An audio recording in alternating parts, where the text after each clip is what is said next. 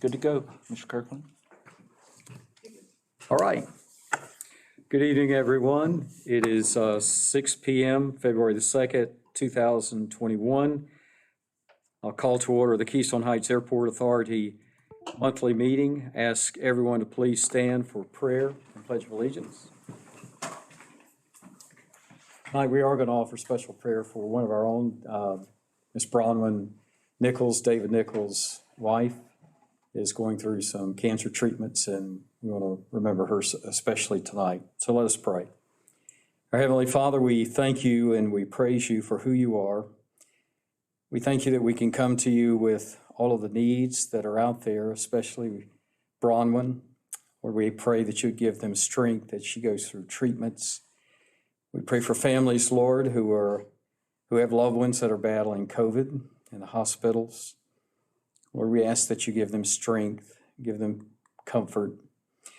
We pray that you would give us wisdom tonight as we do the business of the airport. Lord, use us to do that business, God, to accomplish things that benefit this local community. Lord, we ask that you be with our nation. We need a healing that only you can bring. Father, we ask these things in Jesus' name. Amen. Amen.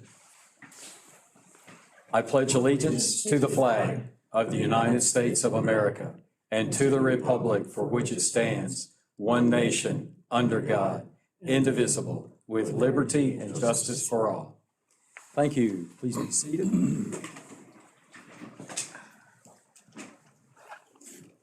Ms. Hitt, roll call, please. Chair Kirkland. Here. Vice Chair Fryer. Here. Captain McDowell. Here. Mr. Nguyen. Here. Mr. Cornegay. Here. Mr. Rashar. Here. And Mr. Nichols is absent. Ms. Rakowski. Here. Mr. Prang. Here. And Ms. Whitney was unable to attend this evening. Chairman, we have a quorum. All right. The record will indicate that we do have a quorum. We have any public comments? No public comments received. All right. Also, let the record show that we have with us Mr. Todd Falconer and Ms. Lindsay with MHD Rockland as our guests tonight. Glad you guys are here. Look forward to your presentation. And earlier in the week by email, you should have received the consent agenda. And I'll entertain a motion approving the consent agenda, which consists of the December 2020 financials and also the January 12th, 2021 minutes. I'll make that motion. I'll second it. All right. All in favor, say aye. Aye. Opposed? Hearing none, consent agenda is approved 4-0. 5-0. What do we got? 1, 2, 3, 4, 5, 6, 0. Excuse me. I was thinking of city council, the I is 5. Wrong night. Yeah, wrong night. All right. Our presentations. Tonight we have Mr. Falconer here with MHC Rockland, Ms. Lindsay. So the floor is you guys. Thank you. Thanks for having us. You want me to take the mouse?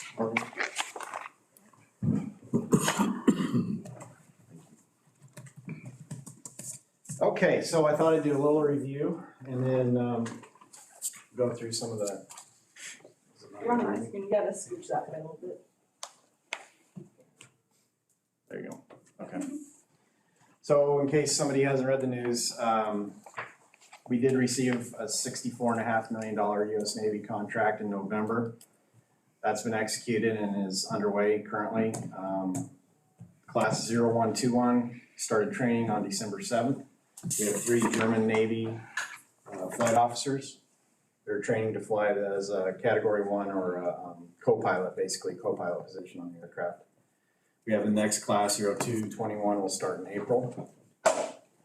And we're training for co-pilots, patrol plane commanders, instructor pilots, flight engineers, instructor flight engineers, and flight currency training for the German Navy. So flight tempo is increasing rapidly. January, we had 3 flights under contract. February, we have 6 to 9 flights scheduled. And the difference is, what we know is it's going to be 6 flights. It depends on how well the students do as to whether we're going to need 9 or not. These 3 students were handpicked by the German Navy, and they're very competent pilots. So the stick and rudder stuff's pretty easy for them so far. March is gonna be a big one. I think we're gonna be closer to 12 flights in March, right? And as you guys saw this week, I think we uploaded for 1 flight, was it 3 tanks of fuel, 3 truckloads of fuel? Yep. So I think you'll start to see the benefits of fuel cells finally kicking in after 5 years of talking about it. April, again, 6 to 8 flights, and then May is gonna start class. It's also the end of 0121, but it'll also be the beginning of 02, class 02. So there's kind of a lag of about 2 weeks in between the flight schedules. So we're running into some growing pains, and we need some interim solutions. We've currently contracted with a company called Big Top Structures, who built the U.S. Customs structure at Cecil Field. And they're building us a movable tail dock, which is represented in the orange on the photo. It's a 50 by 50, and it's not actually 50 feet tall, it's 42 feet tall. But it's a structure to cover the tail of the airplane and allow us to seal in the tail so that we can do the non-destructive testing that we have to do for the heavy maintenance on the aircraft. That's generally what it'll look like. And it's on a set of rollers so that we can pull it away from the building when we need to remove the airplane. And then it's, can't really see it too well on that, but you can see all the eyelets at each one of the trusses. Eyelets will be secured to the ramp inside and outside at each truss. And then the track system will be built mainly just so that we can put it back in exactly the same place every time. And that's supposed to be here first part of April. Yes. And it's about a week construction time for them to come out. They'll come out and build the structure, then we'll anchor the structure to the ground, and then they'll stretch the membrane over the top of it.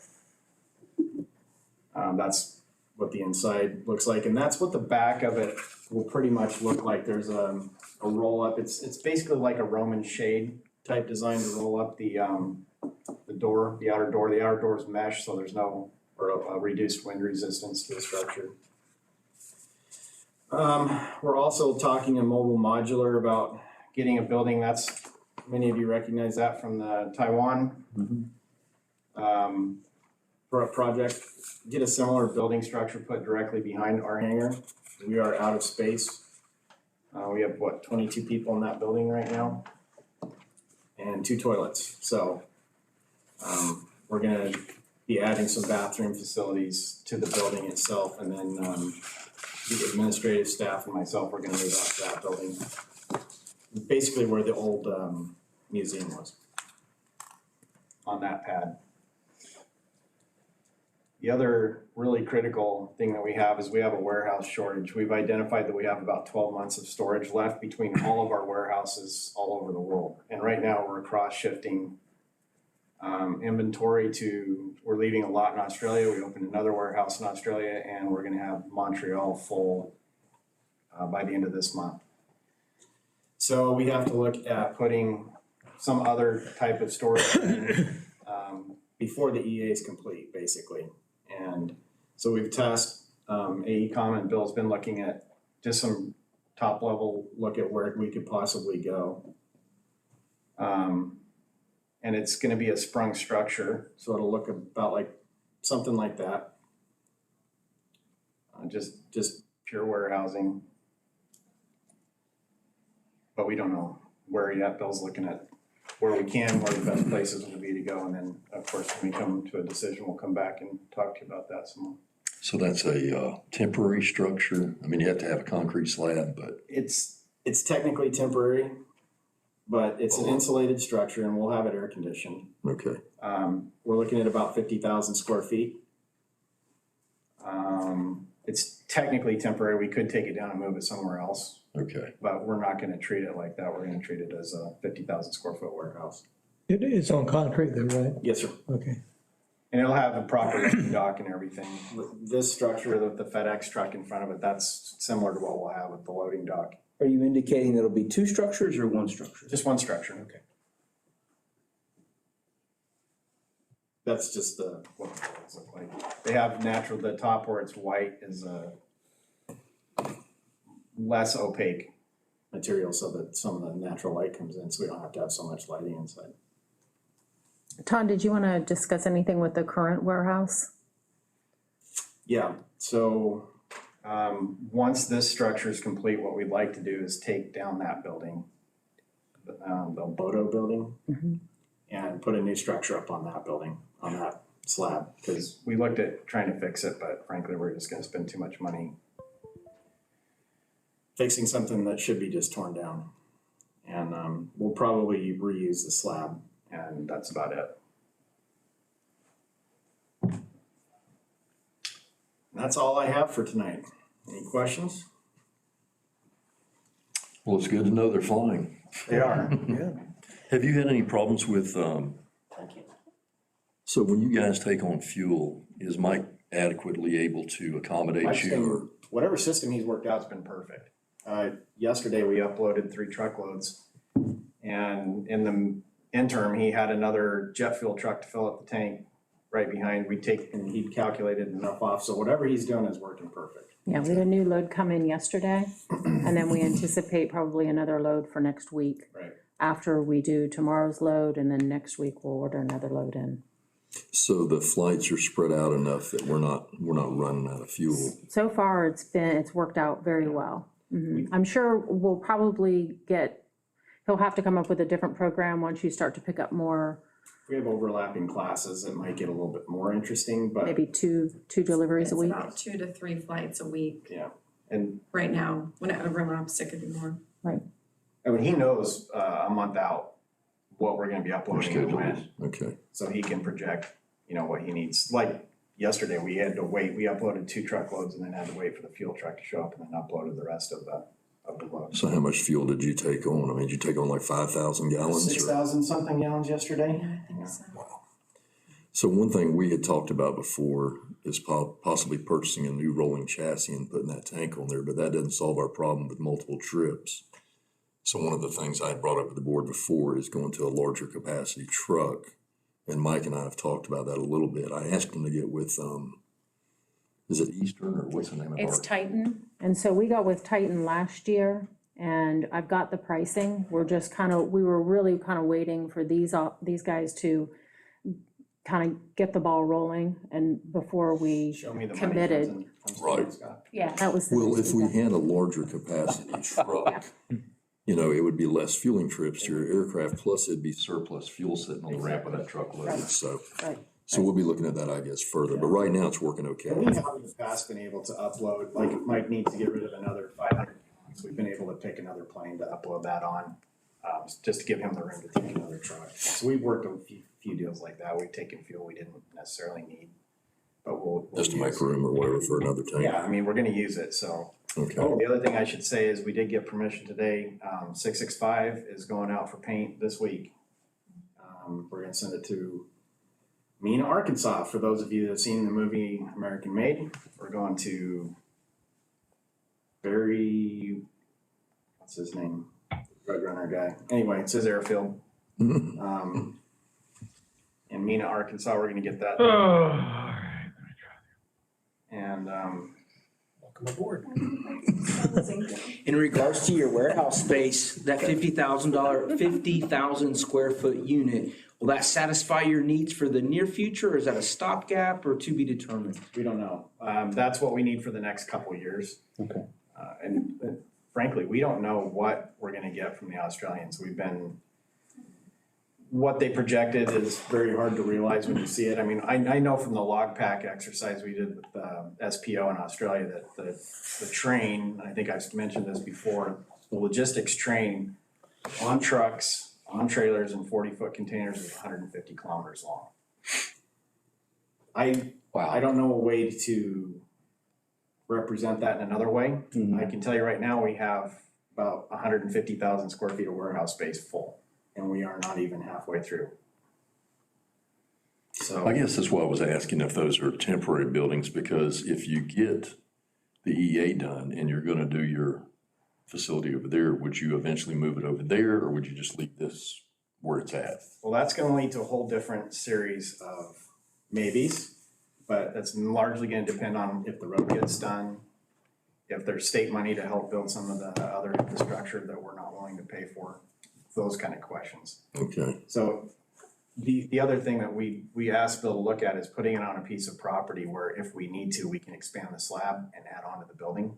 So Okay, if we end up needing 100,000 square feet, we need a little bit of wiggle room. Say we need another 50 feet of building. So I don't know, Scott. okay. At what We're point, just curious, but Yeah.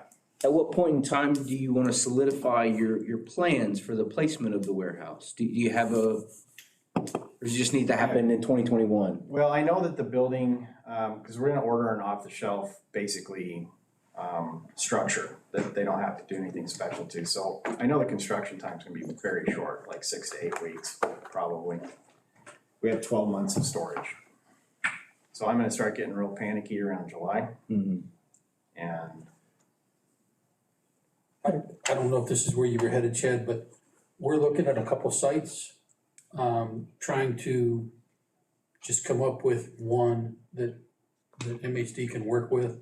We're gonna present that to the FAA as a standalone, either a CADX, categorically excluded from environmental authority, or possibly a documented CADX.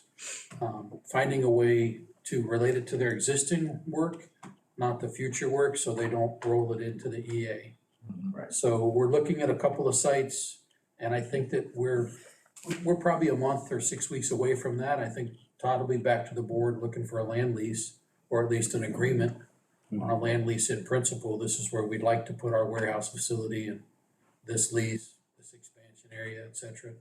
We have some of that drafted, but frankly, Todd hasn't seen it yet. I just saw it today. Sure. So you feel fairly confident that it'll get a category exclusion with the FAA and that will not cause some kind of upset to the tea kettle with the existing EA? So the phraseology, very confident, is, Comfortable? I'm comfortable enough to ask. We met with Todd and his people 2 weeks ago, I think it Yes, was, and I forget exactly how I phrased it to them, but I think it's enough likelihood that the FAA will accept it for them to spend a couple $1,000s to come up with some planning level sketches Sure. for a warehouse only option. yeah, we're not putting any office space or anything. It's just gonna be pure warehouse. Now, is our fire suppression system adequate for these expansions? I don't know.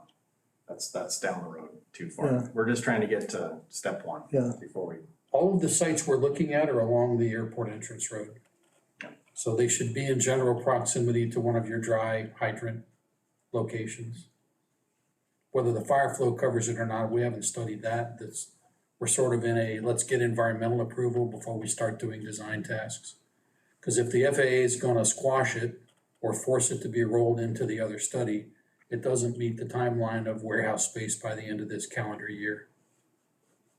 So I think the next step for the board would be a tentative preliminary agreement on a land lease or an area for a land lease. Is this area being considered? Did I see that on the map? We are looking at that, we're looking at a site there.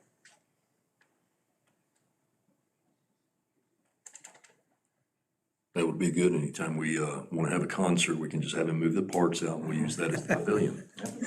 Big dance hall. Just need like a couple days' notice to get all the inventory out. Just a We'll few. just put curtains up and y'all can just have at it, so. All right, any other questions for Todd or Lindsay? All right, Todd, thank you. Lindsay, thank you very much. Exciting news. Looking forward to it.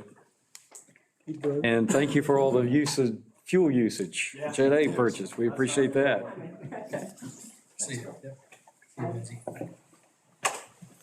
All right, moving to item 4 on our agenda, reports. Mr. Prain. All right, good evening. At the last meeting, you asked me to take a look at hangars E and F. And I drew a schematic here just in case you're not familiar with the nomenclature. I walked all of these hangars. Mike and Rhea opened them for me on the 21st, I think it was. And by the time I went through them all and kind of looked at the condition of the slabs, they really fall into 3 categories. A high severity category, for which there are 3 in that sense, moderate categories, and then a low severity. And I know that's not a very descript, but the ends of the spectrum, the low severity slabs have cracking, but no deflection in the slabs. These also tended to have, if you've walked into any of these, like some of these high ones, you'll notice that the center of the hangar area is sort of swelled or humped up in the center. These have larger cracks that both have crack width and crack deflection. Most of them are still usable in a sense, but they're certainly not high quality, these three that are high severity. So again, that's not a very scientific, I didn't count the cracks, I didn't measure the length of the cracks, I just did a visual observation and categorized it this way. That's excellent, Maria, thank you for taking a picture of that. I also invited the contractor who will be doing this apron reconstruction that faces Hangar E. I invited him, that's Earthworks out of Melrose, to give us a price, remove and replace the slab in Hangar E1 and F1, the two highest severity ones. I believe you have those prices in your packet. Does E1 include the two as well, or am I misunderstanding? No, E1 is just this hangar here. Okay, This E2 is this one over on this side, and there's a small restroom here that's right in the center of the building okay. that, I didn't really grade that. I would probably put it in the low to moderate category. The number 2 hangar, is it a high priority as well? It is? Okay, and that was included in the bid? Nope. Okay. The that's question fine. before was, Yep. or at least the thought pattern I thought you had before was, let's get a price, maybe do 1 or 2 to see how it goes, and then go from there. If I was gonna do the 3 highest ones, I would do these 3, but for simplicity, I asked for a price on number 1, E1, and F1. Now, I've put some rough dimensions on these hangars. The F1 is about 62 by 62. This one is 42, and if you look down here, the other string of dimensions is, it's about 33 feet to the back, but it's only about 18 feet to the sides. So the big hangar is significantly larger than the small hangar, and you can see that on the quote from Earthworks. If you just look at the square foot, square yard, I forget how I measured it. If you look at the 1,200 square feet in hangar E1 versus 4,000 square feet in hangar F1. So this quote, he summarized his quote at the bottom. Basically, I handed him the structural shop drawings for when the hangars were built. So he knows what thickness the slab is. The slab is supposed to be 6 inches thick. There's fabric in it. One of the things I learned by studying the structural shop drawings is you can see it kind of roughed in where all the column foundations are. In most cases, the foundations do not appear to have moved. These are the foundations where the red iron columns set. And in an example like this, hangar F1's a good example. All this area inside is swelled. That's probably because all of these foundations extend to 36 inches below grade. They're probably sitting on native sand because the excavation prior to these hangars was only 24 inches deep. So a little bit of surmising, because I wasn't here when these were built, but I believe the contractor stripped out 24 inches, brought in the easy base material, 24 inches mixed thickness, but these deeper columns are either 30 inches or the larger ones are 36 inches deep. These columns are also range from 4x4 to as large as 8x8 with reinforcing steel. So the other advantage the column foundations have is the sheer weight of them would better resist the swelling of the easy base soil, as opposed to the ability of a 6-inch slab to resist swelling forces. So his proposal is to come in and as closely as possible saw cut the slab all around the edges, isolate the foundations, remove all the concrete, remove 24 inches of mixed easy base material, and then replace it with a stabilized soil, a mixed soil that's LBR 40, probably a mixture of sand and lime rock, and then place a new floating slab, which would not be physically constrained by the existing slab. Is the floor tied into the foundation? I mean, the Or, yes, today, dowel bars or something like that, or? I don't know if it's doweled, Mhm. but all of these foundations have what's called a hairpin. So there's a lateral hairpin piece of rebar that wraps around the column to tie the slab to the concrete. But I do know that there was a monolithic pour, so at least the top of the columns was poured with the slab. There's no joint around each of these columns. It was a monolithic pour. They probably poured the bottom of the footers and left rebar turned up, and then they poured the top of the footers with the slab. But he'll be cutting out the slab around the footers and isolating the footers. So there's no work on the footers, we're not disturbing them at all. They appear to be stable, we don't wanna move them, don't touch them. Bill, the price that he has, 36,127 for the T hanger, is that for one hanger, just hanger one? That is for hanger one exactly. Would hanger two, E2 be the same price? It would not, and it's because it's a larger hanger. Okay, But I believe, so hold that question and I'll come back to it. okay, One thing you'll notice when you look through the unit prices, he's got the same items listed. He's made an assumption on the soil removal of 24 inches deep. If he gets down to 12 inches deep and he's down to native sand, that's all he's gonna take out and you'll only pay for that. So I asked him to do it as unit prices, so Maria and Mike could monitor his work and say, hey, that's where you've stopped. We agree that's native sand, and you measure how much he removed. You only pay for the work he does. If you were to ask him to also do hanger two, I think you would get the same unit prices with probably a slight discount because the work area is a little bigger. I'll give you an example.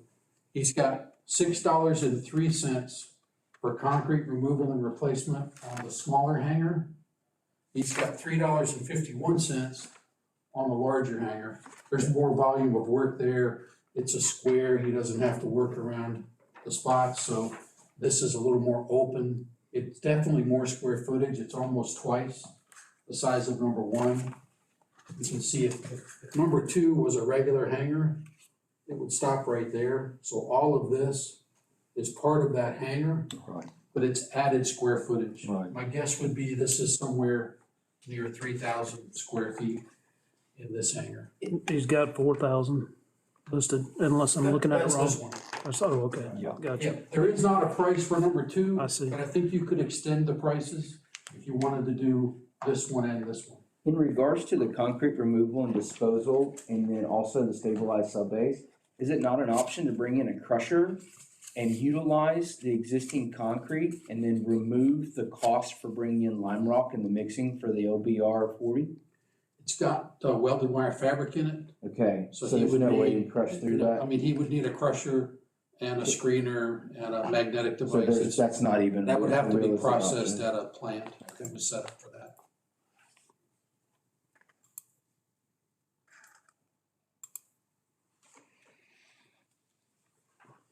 So if So my, just to summarize, 36,127 to do hangar E1 only. 88,819 to do F1. As it relates to the project, I'll remind you, you awarded the reconstruction of the apron only facing E.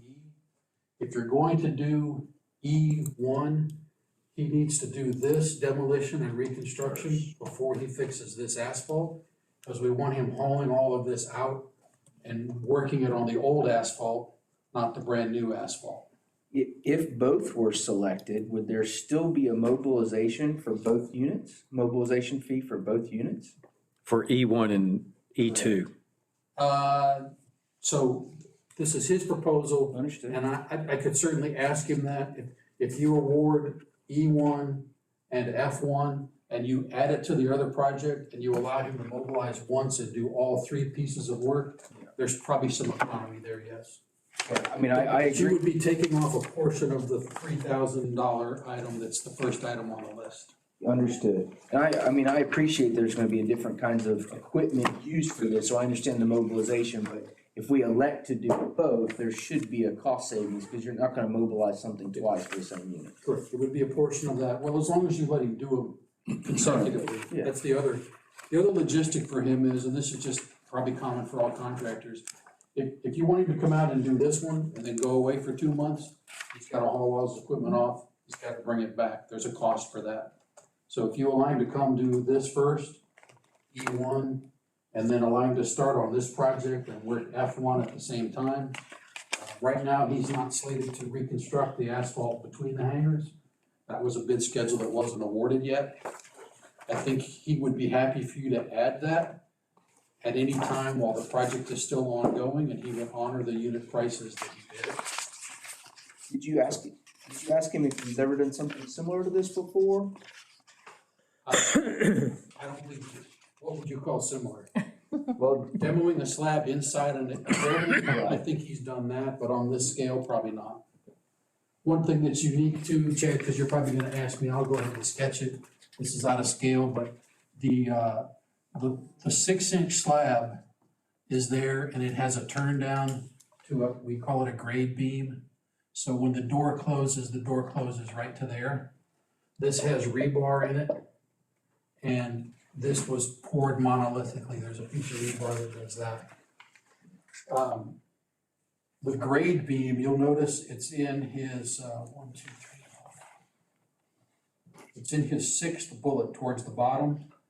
The new slab will be freestanding, meaning again, when he places the slab in here, Right, this will be an expansion joint all the way around. right. But when he demolishes the grade beam here, tie into. he has to tie that in, so that will be doweled, and he'll reconstruct the grade beam exactly like it is today with rebar. This is only 18 inches. Some of the grade beams have a gentle crown to them. Some of them don't. So presumably when they cut to 24 inches, there is some easy-based material under some of the grade beams, and that's causing them to crown. And the doors, when the doors close, they rub. And some of them you can clearly see the door only rubs in the center, but there's adequate clearance on the ends where the grade beam hasn't crowned. So he's proposing to remove the grade beam and reconstruct it and dig out any easy base that's under the grade beam. So right now, number one, E1, it needs to be milled down because its door is already dragging. And also, corporate one is almost the same way again. Is the milling involved in this, the work that he's doing, No, he's gonna remove and reconstruct that grade beam the whole beam? as part of the slab, Okay, and on one down and there. on one as well. Okay, so it'll be taken completely out. Yes, Oh. that's included in his concrete removal and disposal price. Okay, Just a reminder, from last month's meeting, we did award bid schedule 1 for the apron work on the west side of E. And we also awarded, and that was about, well, it was $255,132 and change. The engineering on that, the construction phase service was $70,692. So those total up to be $325,824. Also in your packet last month, Lonnie had put together a litigation balance, which was $849,511. So if we subtract the apron work from what we have in our litigation balance, that gives us $523,686 to work with. So, given the numbers that we've just looked at, we certainly have money to cover that. I guess my next question is, do we have to go out for bid? So I think this work is similar, and I would suggest you could do it as a change order. But you might ask, Lynn might have an opinion of that, or another member of your board might have an opinion of that. I would consult with your attorney, however, if it's similar in the scope of work of what you've already bid it out, Demolition, reconstruction. it can be a change order. Okay. I'll call Mr. Taylor tomorrow. Ask him. Demolition reconstruction, so. Not that I'm disagreeing, but for hangar two, why didn't we solicit a bid for that one as well? Just because we knew that that might be too much, or because we wanted to phase this and evaluate the merits of it? And then, I understand one would be done first, because obviously as a schedule of events go. And then from there, we could evaluate hangar number, the other 1F, and then go into 2E depending on the circumstances. Is that correct? I'll give you a three-pronged answer. I was asking the contractor to do some work that might not pay off for him. Right. So I was cautious not to ask for too much. Okay. So I asked for this one and this one. Uh-huh. And I was relatively confident that whatever happens here, if you want it, we can get him to price it, and it'll be somewhere between the unit prices of this and this. Mhm. I also thought that the board wanted to do one in each building and let's see how it goes. So I didn't think it was highly critical to come back with two prices in this building. Understood. I can easily get that, probably have it to you in 2 or 3 days. He's done most of his legwork. Yeah. He just needs to factor his unit prices for this added volume. And it's gonna be pretty close to these unit prices, because it has the same limited door clearance so that's, I thought the direction was, let's look at one in this building and one in this building, see how it goes. Our worst case hangar is F1. Okay. And That's This is by far the worst. yeah, so This we, one's probably the second worst. This one's the third worst. Most of the bad area here is over in this area. The place where the airplane actually sits is probably closer to the high end of a moderate. There is some cracking, but it's not unstable. But when you look at the use of a tenant who's paying for the whole hangar, this over here definitely is in the high category of slab displacement. Is it realistic to bifurcate the hangar and evaluate working on just the worst case, or is that not worth considering because you're better off doing the entire hangar space? You mean only remove and replace part of this one? Correct. I wouldn't do that because remember, we're creating an expansion joint Right. and this would be stable and this is just gonna So then it continue would to just, it swell. would, yep. So you would end up with a bigger step there than you already have. I think isolating the expansion joint to the edge, this is something else too. I don't think the contractor or I will give you any assurance that there won't still be some movement along the expansion joint. And you're probably long-term gonna have to plan for maintenance of that expansion joint. It's gonna have to be caulked over time. The advantage is, it's an expansion joint where the slabs may move differential to each other, but it's not in a place where you're parking an aircraft or you're walking. It's gonna be within 6 inches of where the wall is. So you'll have to monitor it and do maintenance on it, but I don't think it'll be a tripping hazard. And it won't impact the ability for pilots to push airplanes in and out over a smooth surface. Do you think that they'll use something like a bridge expansion joint where you actually have a product in between, a membrane in between? Like a joint, like a bridge joint? I think they'll use the expansion board. Okay. I didn't ask him that, but my guess would be he's just gonna put expansion board in there and use it like a form, an edge form. And that'll probably hold up for a couple of years. Eventually that expansion board kind of gets soft and goes away, then you might have to caulk it. So you'll have a 1/2 inch wide joint at the edge. So tenant E1, are they, There's no one in there right there's now. no one in there, so we Right. would not disturb anyone by doing this? Nope. F1? F1, yes, Mr. Bailey is in there. Okay. Is he amenable to this? Mm-hmm.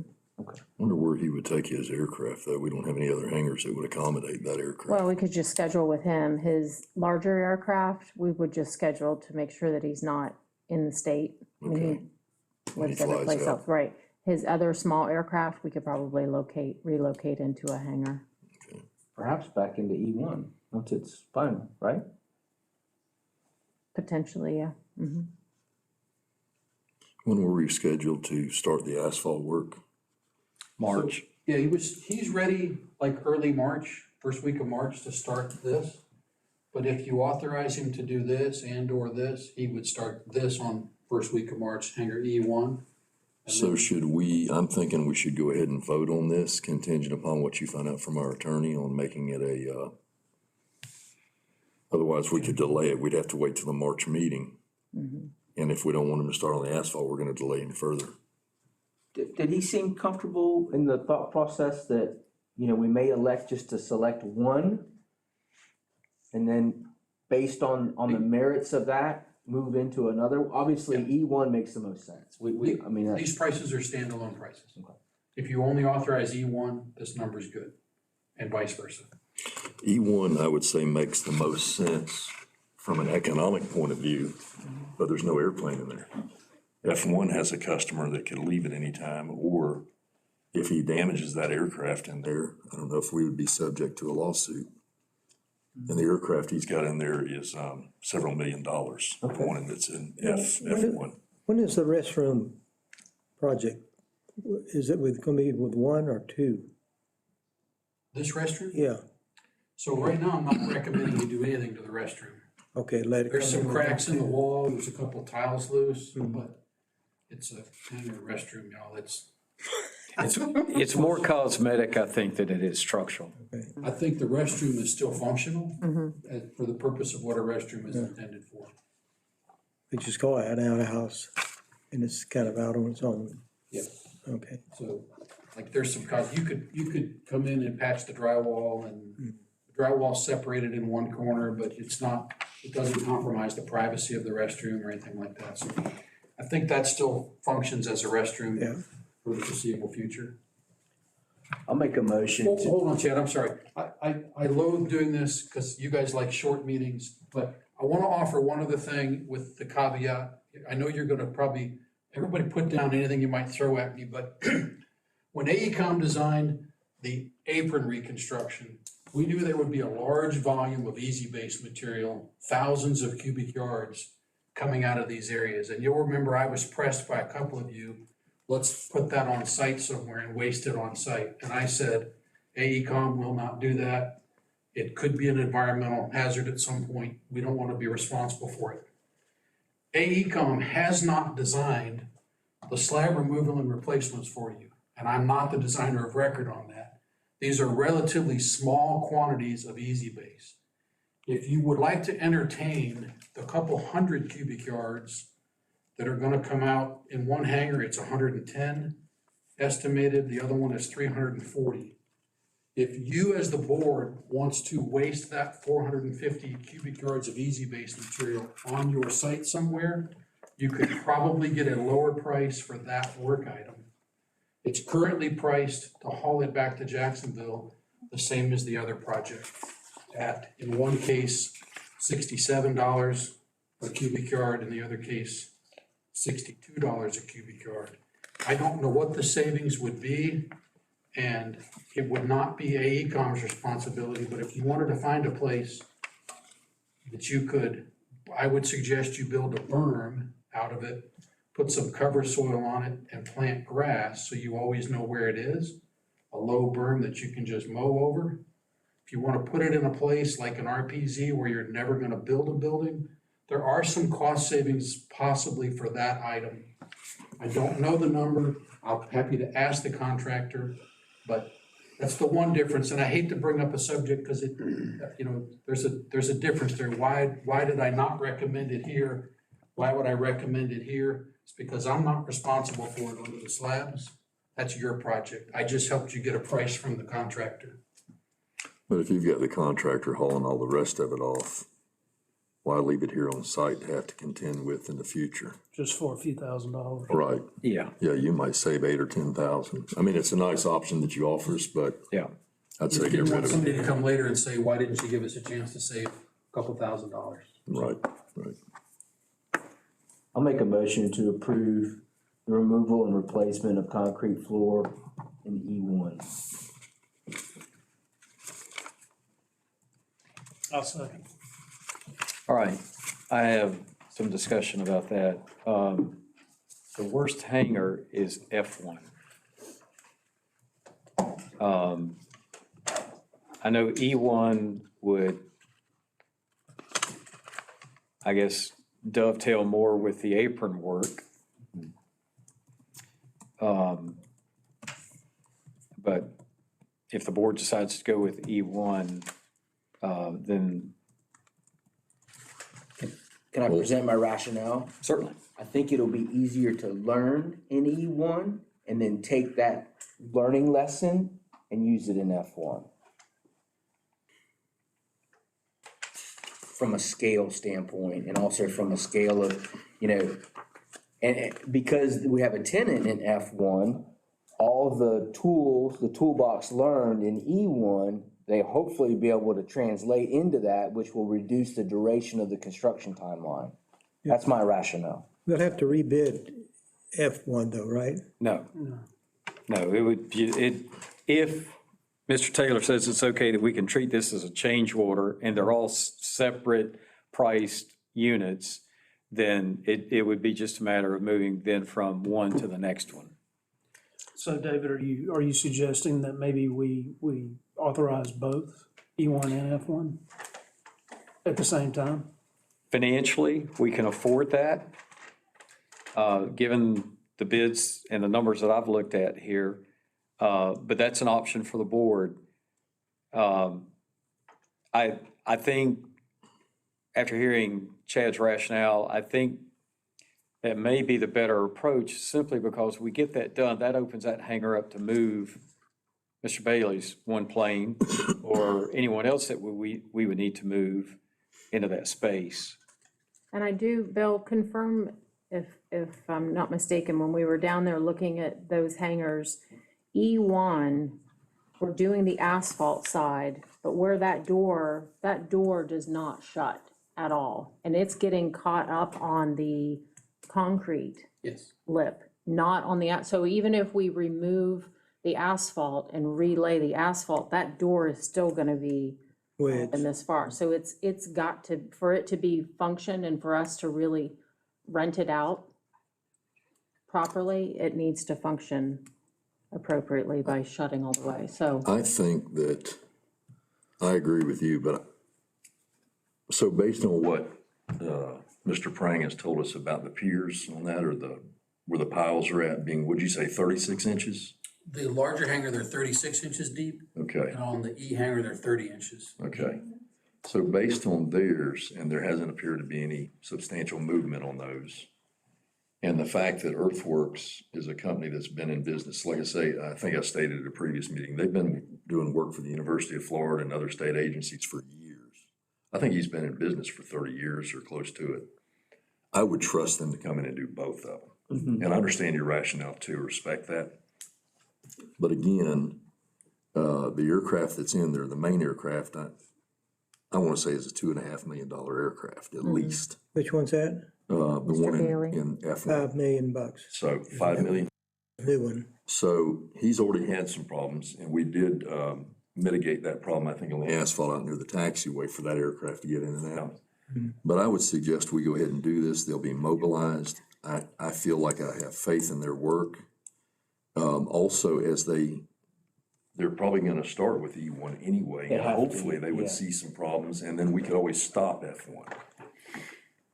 You know what I'm saying? So I don't think they're probably gonna do them simultaneously. They're probably gonna go dig into one, get it going, and if they discover any problems, then we can say, okay, maybe we shouldn't do anything with F1, but at least get it started. If we got the money, I think get them mean- both done. But if you, it's gotta be done. If we got the money and that money's there to be used for this, you should do both number one and number one E and F. It's gotta be done anyhow. It's not gonna get any cheaper if we wait. well, we got the money allocated to do that. I'd suggest this, go ahead. I mean, it's not gonna heal unless it's replaced. Mr. Pring, you had another comment? Well, I was just gonna say, he's definitely gonna need to do E1 first. And I believe that you could direct him, ask him, tell him, if you want E1 done and then F1 and then the asphalt work, you could give it to him in that sequence. You could also do E1, do the asphalt work. Yeah. And then make a decision in 2 months on F1. Because if he does E1, it's gonna take 3 to 4 weeks, he says. And then the apron work is 6 weeks, I believe. You have at least 2 more meetings that you'll Well, that's get a to. good If you idea. wanna defer a decision on later. F1, I believe he'll hold his price. That's kind of what I was So indicating. you because- have, if you wanna buy some time to see how it goes, let it play out a little bit. I don't think it's gonna change his price on F1.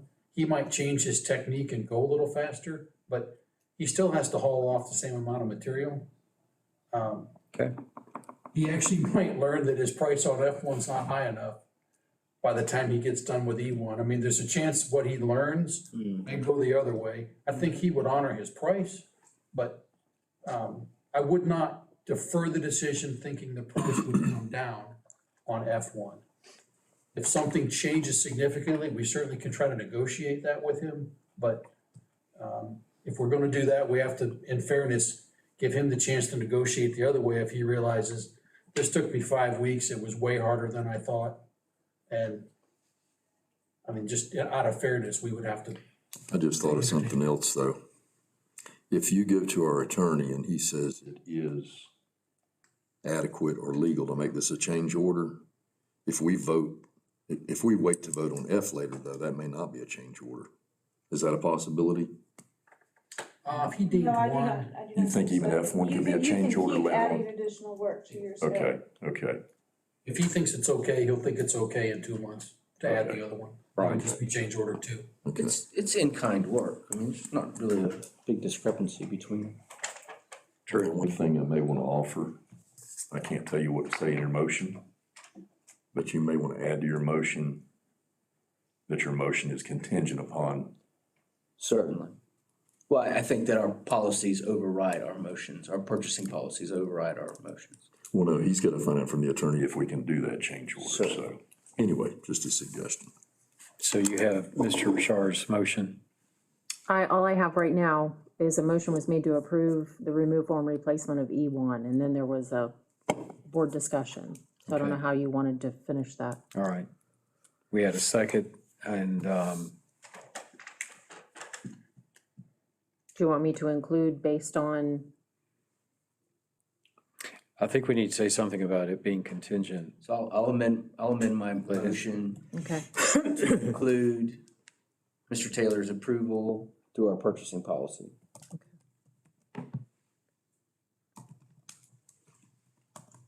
All right, so we do have a motion, a second, we've had discussion. All in favor, say aye. Aye. Opposed, same sign. Hearing no opposition, then carries 5-0. Thank you, Mr. Praying. Ms. Whitney is not with us tonight, correct? All right.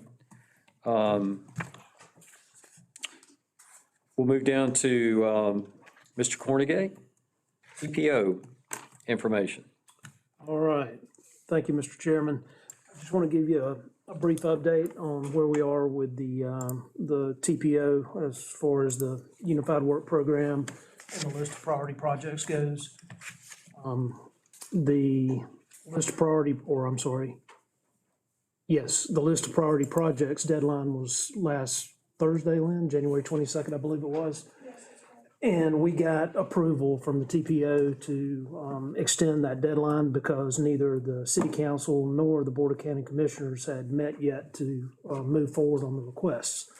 So we're still in good shape there. As a matter of fact, last night at the city council meeting, the council approved our 2 requests, which included the airport road as to be included in the list of priority projects, and also the study for access off State Road 21 through the Unified Work Program. Just a little bit about the airport road project. To be included in the list of priority projects, it has to be a capacity project, not a maintenance project. So if you'll remember in the study, there were 4 scenarios.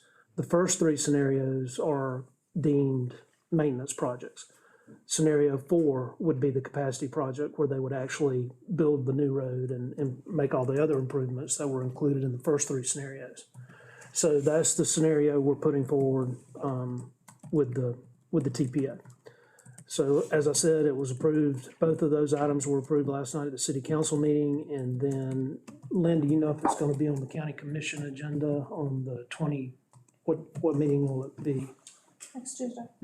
Next Tuesday, it'll go before the Board of County Commissioners for approval. And then at that point, they'll forward that to the TPO. So we'll be in the pipeline. And we have a technical advisory committee meeting tomorrow in Jacksonville at the TPO where we'll be discussing it as well. Ms. Rotowski, will we need to have somebody present at the Clay County Commissioner meeting like we did last night at City Council for the same? I'll be there. Okay, Yeah. all right, Well, I'll be there as well, so. okay, all right. So we just need to have Clay County give us their blessings and. Yeah, see, it'll actually, once they do that, these 2 requests will actually be included in the county's request. We could move this forward on our own because we have a seat on the technical advisory committee, but it gives it more weight if it comes from a legislative body rather than a committee member. So it's actually coming from 2 legislative bodies, the city and the county. Well, we need to pull more information from RSNH on that particular level of project detail. For the airport road or for? Yes. No. No? Okay. No, we should be good for now. At some point, depending upon the level of interest or where the TPO prioritizes the project, then at that point, we may have to. Okay. That's all I have, Mr. Chairman. Thank you, All right. Scott, for that help. Yeah, Thank you. Definitely getting some legs underneath these projects, and so we'll just see where it goes through the process. Captain McDowell. Sir, I don't really have anything significant for the group at this Okay. time. All right. Miss Hitt. Wow, that was fast. I got a question. Did everything go okay with the 130s? Yes, sir. I did see them the other day coming in. There's 2 of them, I think I saw. Yes, sir, there were. Good. Absolutely. It was a great training event, actually. Thank you. Oh, anytime. We're here to help. Just a real quick facility update. Even though we're not mowing, the guys have been keeping really busy, just cleaning house and getting repairs done. Mike's been busy on getting some lighting taken care of on the hangars. He's got a couple in there, and he wanted you to go take a look at those either at nighttime or early in the morning to see, and then he'll move forward on ordering the rest of them for the hangars. Just, like I said, cleaning out vines and doing some landscape here and there. Unfortunately, we've had some issues over at Rockland on the 7110 building, which is the white one here. We're having some well issues going on. The well casing failed. It's pumping sand. So we got a company in to take a look at it. What they believe is happening is that the wall, the piping, the well casing is now leaking. So we may need to get a whole new well dug. We've got 3 calls out to companies. We've only had one that's given us a price yet, so we're still waiting for the other 2 to come out. So we're looking right now, the first quote is about $25,000. For what size well is that? A 4-inch or 6-inch? Honestly, It's a Chad, I 4. don't, is it 4 for $25,000? That's high. Yeah, well, Has and, Bronco quoted yet? no. No, we have a call with Durance and also with North Florida Well Drilling. waiting for them to come out. That's just the well? Need to call Bronco. Yes. It's not a filter system or nothing, it's strictly just the well with a pump on it? Yes. 4-inch well? Or are they gonna Believe pour a so. slab? That's Yeah, what's and existing. they've got, my understanding is they've got to fill the old one Yes. full of concrete as well, so that'll include. Well, while we're there, and maybe it's an item that we need to bring to another meeting, but that building or the shed that's over that thing and the location, if, whether it's Rockland or anybody else in the future, if they wanted to expand into the back of that lot, that well is in the way. So might So- relocate it to a proper place. That's my thinking. If we're gonna have to replace the whole well, I think we should look at another location. Yes, and it won't That- matter to the well driller if it's Correct. here or here. That way, we don't impede any potential future development off the backside of that hangar. So just, if the And that board's- parking lot would be a good spot. They don't have any future growth going on there, and it's still adequate. It's still close enough. In defense, of, and I don't know what that price included, but I was talking to Mike about that also, and you've also got to relocate the power in there, and that panel in there is not up to code. It's got to have a new panel. There's gonna be other things involved. What did the price, do you know if it was just for the well for that much? I don't know, I don't have that included in there, Because he was but I telling me can it get that. included, filling or abandoning the old one, relocating power, drilling, concreting, there's several other things I thought that went I along. think It does seem ridiculous, the electric part, I think, was included in that. yeah, okay. Well, how much was our well here? Because it'd be redundant to that one. I don't know, it was included in our whole package price, so I don't have a line That item. seems awfully Was high. was that a line item, Bill? Yeah, it was a line item, but I don't recall it. It's a shame we can't get MHD Rockland just to pony up the 18 million for water and sewer. Yeah, come on. Well, just so, you know, had to figure out something until we decide on what we're gonna do, because what John Griffin, who put the water softening system in, he ran a PVC pipeline from the Snoopy House pump house to the 7110 pump house, so it'll be feeding both buildings. I don't know how long that's gonna last with the amount of people that they've got there. So as soon as I get those other two bids in, I'll pull all that information together, including what's included in them, so that we know, and I'll get that over to you.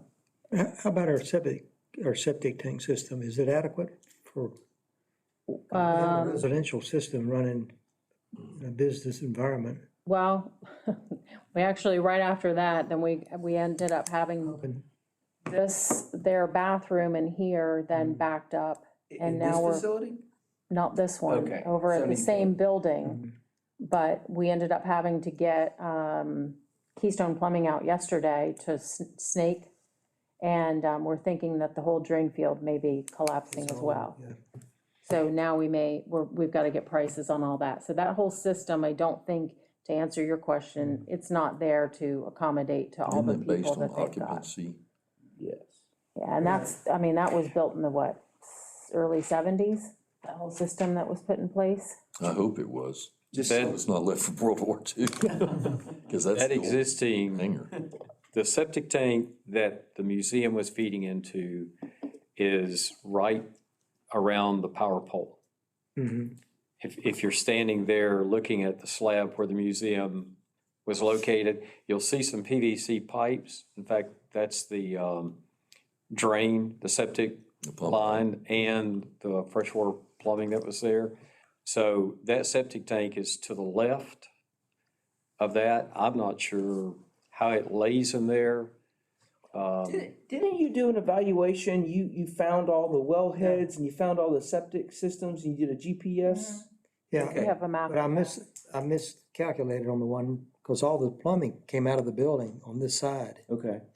and there was no plumbing nowhere else. I assumed that it was where the plumbing came out of the building over here. Okay, just, you're talking about a failing septic system and a failing well. Keep in mind that wherever the well is placed, there's a 75-foot offset between the well location and the septic system. So we need to, you don't wanna pinch yourself into a corner as far as, oh, we thought it would be a good idea to put the well here, but as it turns out, the septic system is failing and that needs to be replaced, and you can get into this war of where things go, this Right. battle rather of, Right. where we can fit things.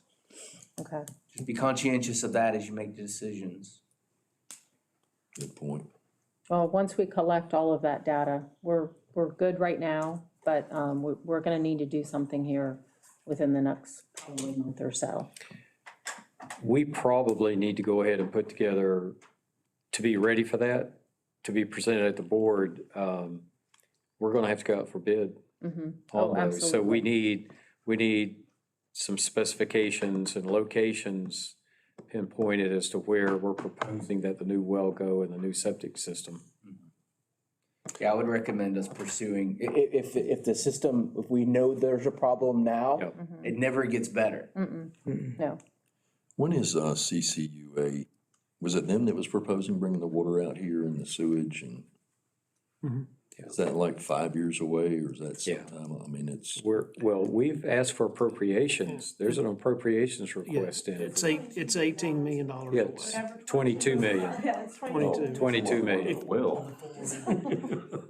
Okay, never mind, sorry.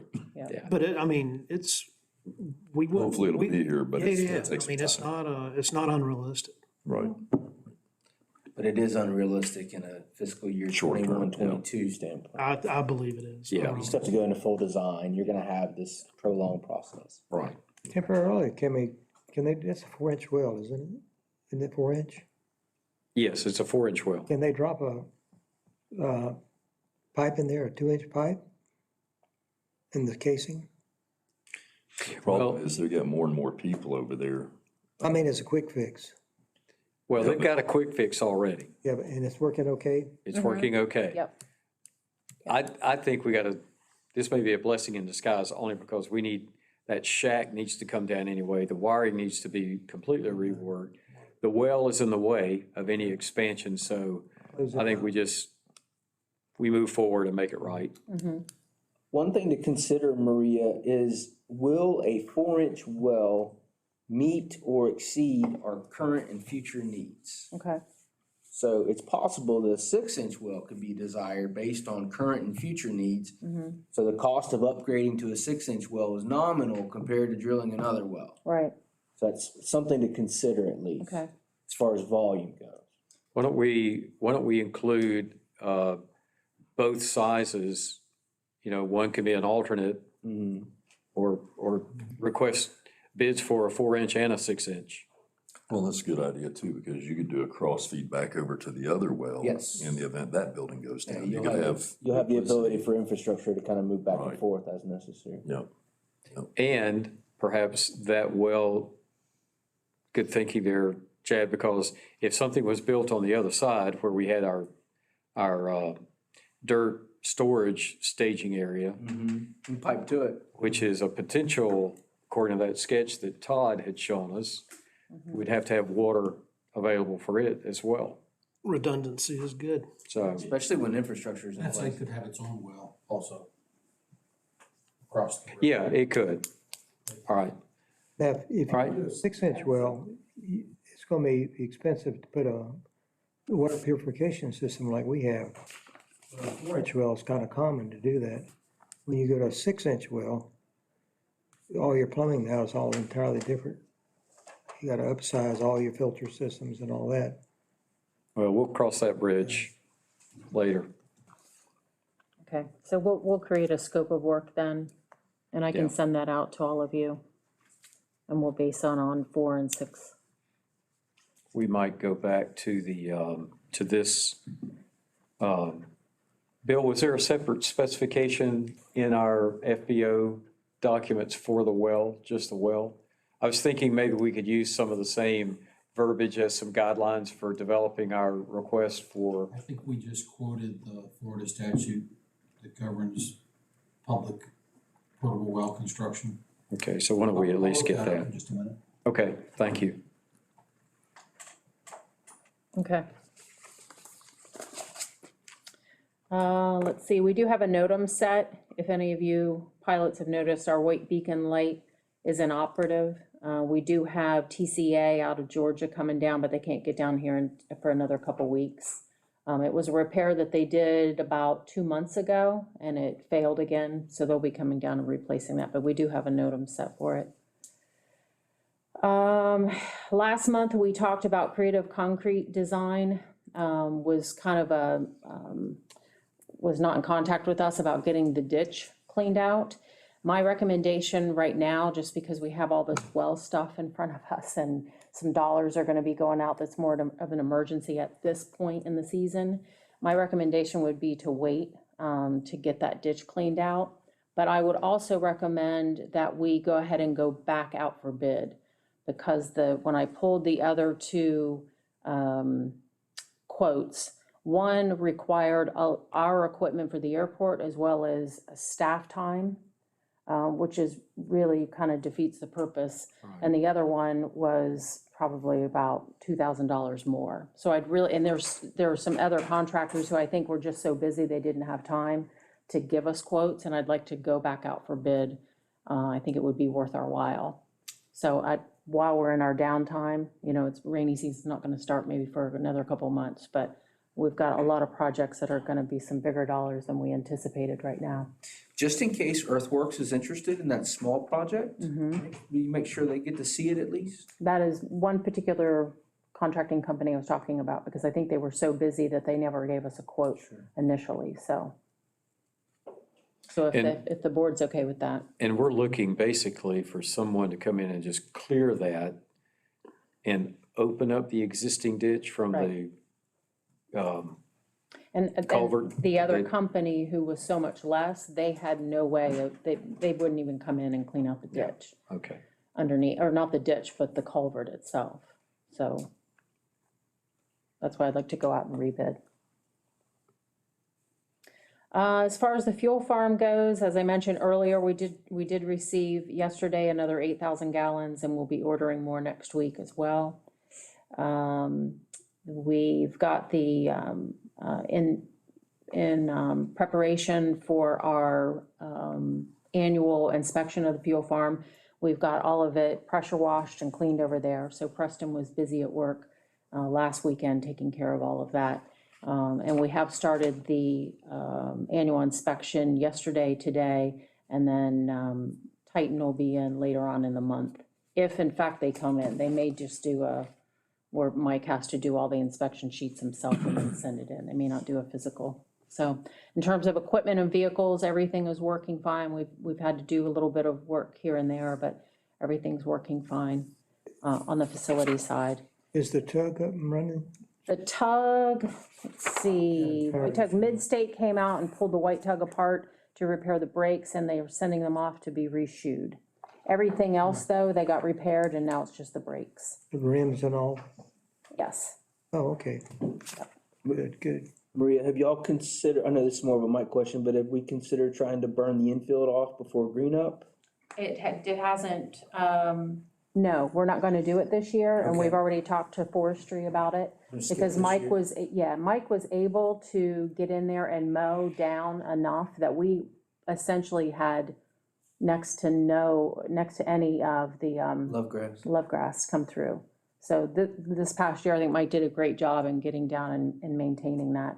Wayne Wall reached out to us a couple weeks ago, and I told him it really is under control. Great. So I think we'll wait until next year. Great.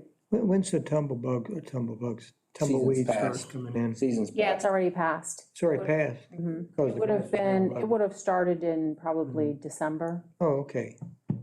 Yeah. Yeah, I think Mike got it knocked down before November, Right. and that's why you didn't see Yeah. the love grass / tumbleweed issues that we've had in the past. One of the pieces that I've got, just to bring you up to date, on January 25th, the NASA pieces, there were several pieces that left our facility, thankfully.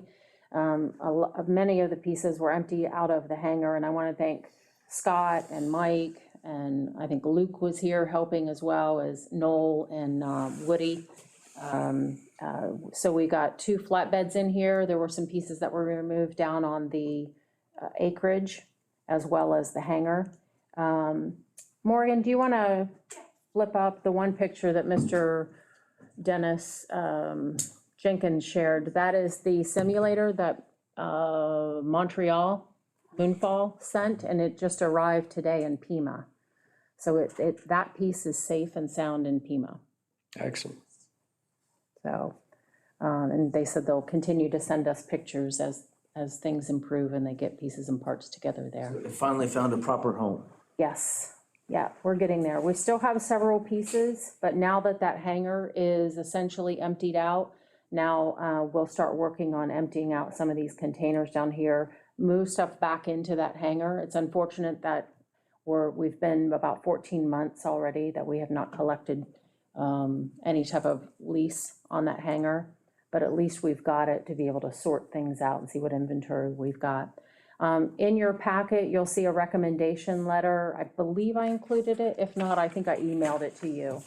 Maybe that's what I'm thinking. I emailed to you. It was a letter of recommendation from Mr. Noel Thomas. He met with Dennis Jenkins on the remaining pieces that were here. I think it was some of the Hubble telescope pieces, as well as some other pieces that were down there. And I kind of wanted to just get your feedback on what you would like to do. I know early on we had a workshop and talked about whatever was left over, and we couldn't get moved to some of these museums because of funding. If you want our committee to go ahead and move forward in finding a place to scrap some of these pieces. I would suggest, so there is Berman Brothers out of Jacksonville is a big scrapper. First Coast Recycling is in Palatka.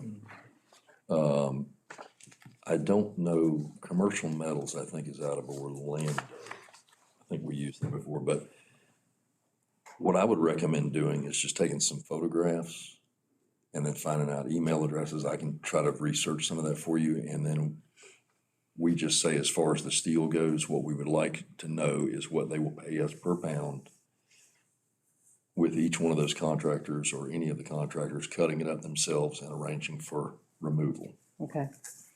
You won't get a whole lot, but you'll get a little something out of it. But the biggest thing is they're moving it out of our way. Right, I agree. So I know he talks about the, I don't know if it's the rocket nozzle or something here or whatever, aft skirt and forward skirt. You know, I mean, do we really want to try to set some of this stuff up? I don't think so. And there's a cost associated with moving those over and then making them look halfway decent. And I think, David, you were concerned with some of the liability with it just sitting Gotta be out in an open kept- field. Kept clean, you gotta keep it pressure washed. Right. You gotta keep it fenced, keep I it said- from falling off of it. Right. Yeah, I sent, I'll leave it where it's at until it's scrapped and loaded in the truck. I mean, that's my own. And it could be as well is that if some of these museums start to turn the corner and start to get some funding back in, it could be that, you know, that they have enough funding to come back and get the remaining pieces. But with some of just the scrap stuff, that's like the structural pieces that were part of the simulator, the stuff that we know they're not gonna take, Right. we'd like to go ahead and get started on scrapping some of that. That would be my recommendation as well. in Mr. Thomas's recommendation, one of the things I responded to Maria when she sent that out, that, well, first of all, I want to express again my appreciation, and I think all the board feels this way, to the Artifacts Committee and the work they've done thus far to find homes, and we appreciate Mr. Jenkins. He's been very helpful. Greatly appreciate all they've done. And with respect to what Noel had put, there at the next to last paragraph, he talked about a static display. You know, my concern is there's cost to rent a crane or whatever equipment required to move them. The overall appearance of, and the proposal was to put them on the slabs here on this 12 acres. I don't know if it would look junky. There's going to be cost to maintain it, paint it, potential liability. So I think we'd have to put a fence around it to offset potential liability, and placards or something made, you know, if somebody's going to come up and look at it, so they know that they're looking at something that's an artifact and not a piece of junk. So I don't know, and now since we've heard and seen the sketch that AECom has put together for MHT Rockland, those may be potential sites for future warehouses, buildings. The GNS platform, there had been some discussion about maybe using that in the storage maintenance building. Again, someone's going to have to engineer that, and then there's going to be installation costs. I don't know that it's really that beneficial to us. And then we've got our staff time that's going to have to oversee a lot of this. We all know about we're short of staff to implement any of these tasks. So I did ask Lonnie to generate a report for us about the income and expenses that we've incurred so far, so we would have a better handle on how much money we've got. Did she pull that together? So what we ran, and understand, obviously, the airport authority has been paying out a lot of legal fees as it's related to Wings of Dreams for several years now, so we didn't go back and capture all of that. But what we did is we captured from what we started on last year in terms of when Mr. Ohl signed everything over to the airport and when it started tallying from there. So right now, we're at about $7,500 just in legal fees, and we haven't even received all of the invoices from that because that just continues to go on. We have just in the loss of what we've incurred on that hangar, we haven't been able to collect on that. That's about $5,300. Now, of course, we did get over $48,000 from Moonfall.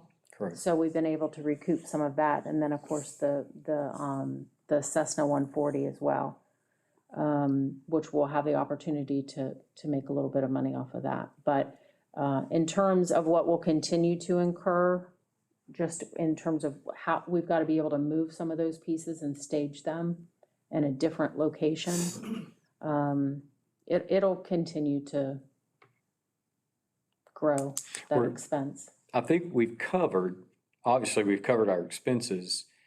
With the income, the 48,000 and change that we got for the Moonfall use of the simulator, we know we're going to sell the Cessna 140, so that's going to be income. And then from that, we have the obvious legal expenses.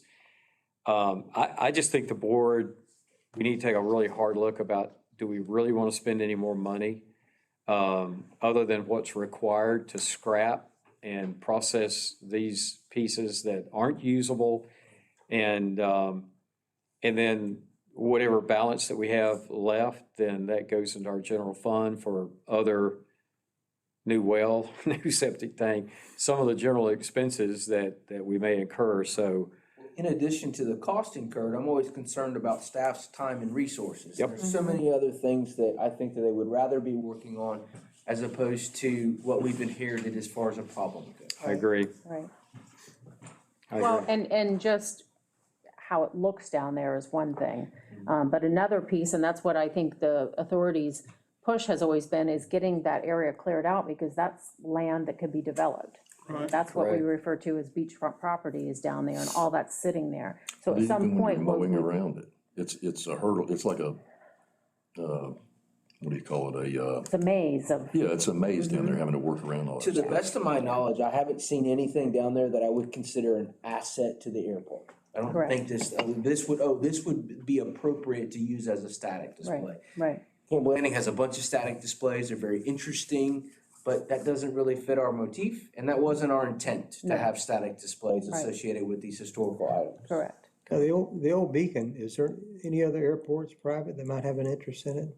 It's kind of obsolete, but it's working when it's been Awesome. around. Could, We can maybe advertise that in Barnstormers or Trade a Plane, but again, there's no guarantees it works. And those lights are probably energy sucking lights, they're not new technology. The motors, it's pretty neat.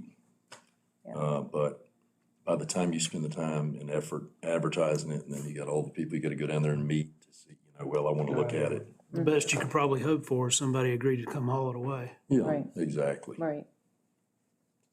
So, All right, well, that was just my response back to Maria when she sent the email out to us with Noel Thomas's recommendation. So, Okay, so now we know where we are financially. I mean, as far as so far what we've received and what we've spent, and we're still good. Got the 140 to sell. I think you're going to address that here in a little bit. So, and really the only piece on the 140 is just the board's final recommendation on how you want us to move forward. There's, stated that he would be more than happy to look into it. He, obviously, for his time, he would charge us, but give us a certificate of, you know, what his recommendation would be. We have a couple of options. We can just go out and put it on Barnstormers ourselves or some sort of online, and do an as-is, and then if any interested pilot who wants to, or purchaser, can come in and do their own pre-buy inspection. Mr. Ohl had it listed, I think, somewhere around $26,000. The recommendation is it's far from that. The engine is timed out and the fabric is well overdue, and it's probably gonna be about $8,000 just for the fabric. So do we have any idea what an as-is sales price would be? I've got somebody who said that they could potentially get around 10.5 for it, As is. and that would be a high end, as is. And that probably is a fair price because you buy a Cessna 150 that's run out and you're looking at probably what, 15,000? Engine. And it's not fast, it's metal wings, so. But one thing I would not do, I would not invest any money in that thing. I wouldn't even do an No. annual. Agreed. no. Because an annual is just money we're throwing away. Right. How about the big yellow transport? Has anybody got an idea how that thing can be moved? It can be cut Okay, up in pieces. before we go there, Mr. Wynn, we need to finish up with the airplane. I would encourage us to price it to sell. One of the things we did find out when Mr. Audie looked at the books, I believe it was annual in October. Yeah. Earlier, or, so the annual's not very old.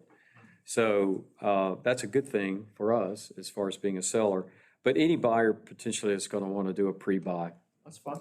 And that's typically at their expense. So, It's always at their expense. yep, We don't pay for that. Right. That's up to them. It's an option for them. right. So I think Ms. Hitt's looking for a motion from the board about selling the airplane. Make a motion that we sell the airplane and that we price it to sell and we not invest X amount of time As in is. trying to, As as is and not worry with it. And no warranties implied. Second. It's got the logbooks, engine and airframe. Yes. Yes, all the documents are there, all the logbooks are there. That means a lot too when you sell something. You want more money. Okay, well, I'll get moving on that. And That I'll was just go. a motion. Yeah, we gotta have a vote. Yeah, Yeah. oh, yeah. Yeah, I do want to raise just one issue for discussion. I don't know, because I've only sold airplanes and bought airplanes as an individual. I don't know if there is any kind of potential liability with the airport authority selling an airplane. The other thing, I'm throwing this out for discussion because Scott, you bought airplanes too. So right now, the airplanes is in the name of Wings of Dreams with the FAA. So I think it takes a bill of sale to move that from Wings of Dreams to Keystone Heights Airport Authority. Which I believe that was part of the paperwork that Mr. Ohl signed, that Mr. Taylor provided to us. I'm almost positive that was the last page of that agreement. A transfer of title, bill of sale. Okay, but so I don't think, though, the airport authority has filed that paperwork, No, or have still we? need to do that, no. Okay, so see, technically right now in Oklahoma with the FAA, that airplane is still shown as a Wings of Dreams asset. We need to get that into our asset column. So then when we do a bill of sale, because I think that that new, what's the card we have to placard that? It's a registration. Yeah, the aircraft don't really it's have not the to- airworthiness, but it's the registration. So that needs to reflect, I believe, our entity so that then we can do a bill of sale to whoever Well, if we do. the purchaser is. Mr. Audie, did he say what percentage he would charge us? I think he just came up with a flat fee of. To handle it? Yeah, to handle it. Did he And say I what would, that somewhere would be? between 500 and 800. Okay. It might behoove us to use him, and then when we do a bill of sale, state that this aircraft's possession by the authority is the result of an asset seizure by suit or And- something. and he suggested that we know sell it nothing of as the is. history. Yeah, we know nothing of the history. It is sold as is, where is, with no warranties written or implied. And we shall not be held, in other words, we could almost sell it like it's a scrap aircraft. There is a way you can register it as scrap, although we wouldn't want to do that, but. And let me say this, we had a tenant here that used to be next door to me years ago, or 2 hangars down. He had an aircraft that was an experimental, and it was a scary airplane, and I think you may remember that, or some of y'all may remember, it's a very short-winged airplane. The person that sold it to him intentionally went and had that thing deregistered and listed as scrap so that he could not be held. In other words, the individual that we knew had to go back to the FAA and re-register it. I'm not saying we need to go to that degree, but I think there are tools there that can limit our liability. Is that something Mr. Taylor can help with? Well, that's what I was about to say. We obviously have to do the paperwork that the FAA requires on the bill of sale. In addition to that, perhaps Mr. Taylor could draw up a contract between the airport authority and the buyer that would have those stipulations in there that you're purchasing this airplane as is, there's no implied warranties. Yeah, and indemnification. He should have no trouble doing that. And there may be a possibility we don't if we're doing a pass-through because we're not registering it to operate it. I wonder if there's some way we could pass the registration directly to the next entity. No, you can't. I don't think You don't so. think so? Experimental, the last plan I sold, or the You had to get it registered in yours? experimental, it's a little different than a certified or standard. When you get ready to sell something, I mean, you're not selling somebody something that's gonna be a liability to come back and bite you. All right, I'm gonna check with Mr. Taylor. Yeah. We do have a motion, we have a second, so let's vote on the sale of the aircraft. All in favor, say aye. Aye. Opposed, same sign. Hearing none, carries 5-0. I will check with Mr. Taylor tomorrow about a contract Okay. to And I'll double attach to check with that. Ken on all of what he knows as well. Okay, and so is Ken gonna act as a broker for us? I will confirm that with him, Okay, and I'll let you know so that we can get the right information to The intent Jim. of that is such that Mr. Audie will deal with all that, and it won't be incumbent on the airport staff to deal with the sale, the emails, phone calls, what have you. Is that correct? Yeah. Yep.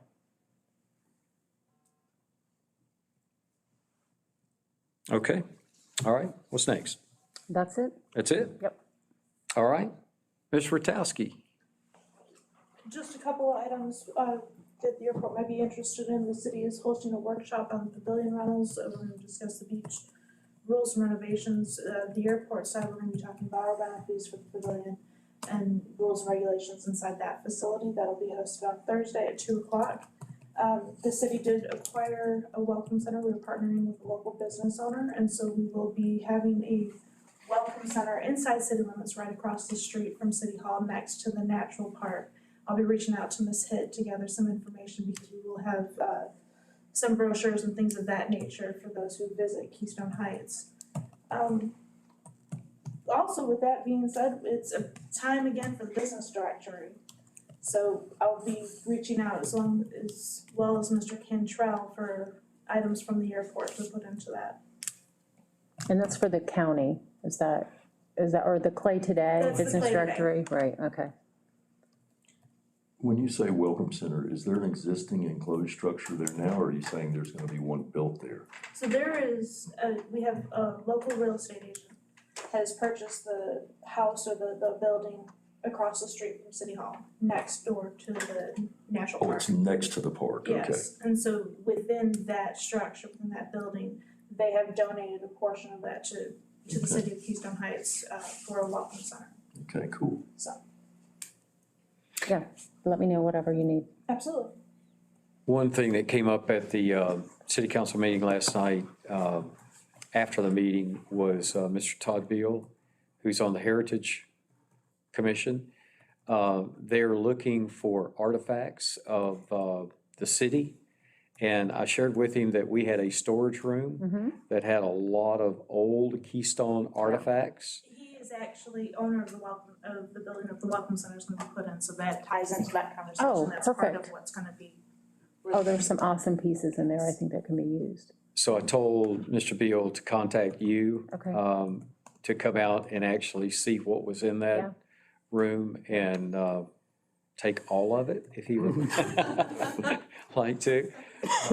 So anyway, I just want to make sure I remembered to tell you that you may be getting a call from him. Okay, And he is on the Heritage Commission now, so. okay, And perfect. then our last item is that we do have 2 seats that are in qualifying right now for city council, seat 3 and seat 5. Qualifying ends this Friday at noon, so if there's anybody inside city limits that's interested in running for a seat, those seats are available. Well, I say available, we do have 2 candidates, 1 filling each seat right now. Seat, what numbers? I'm sorry. 3 and 5. Thank you. And a reminder, speaking of seats, we do have a seat on the board that is open. And it's up for participants to put an application in that are interested. So We Ms. will Lynn is, advertising on the 18th for a week Yep. in the Monitor, and that also goes live this week on our city website, as well as the airports. right, I think applications will be due by March 31. Yes. Okay. And they'll be What's appointed he said? at the April meeting for May Mr. Nichols. swearing. Okay. I didn't know that. We talked It's just about up His is just up for renewal, It's so up he for can renewal. reapply and anybody else who wants It's to a 3-year reapply. term. His 3-year term is up. Oh, okay. I thought it was cutting down, okay. That seat is up, Seat. actually. Yeah. All right. Anything else, Ms. Lynn? No, sir. Okay, thank you very much. That concludes our agenda tonight. I do want to say thank you to Ms. Morgan for the great work she does in taking care of all the technical side of our meeting, and those that tune in either through Zoom or telephone. So thank you, Morgan. We greatly appreciate your expertise.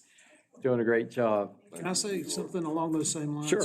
So I mentioned last month about the leadership summit that we had at Thrasher Horn back in December, and the PowerPoint that Maria and Morgan put together. It was by far the best of the 15 presenters that were there. So thank you both very much for that. It's what we do. Thank you. We do have a great staff. All right, that concludes our meeting. We are adjourned at 7:40. Right, then.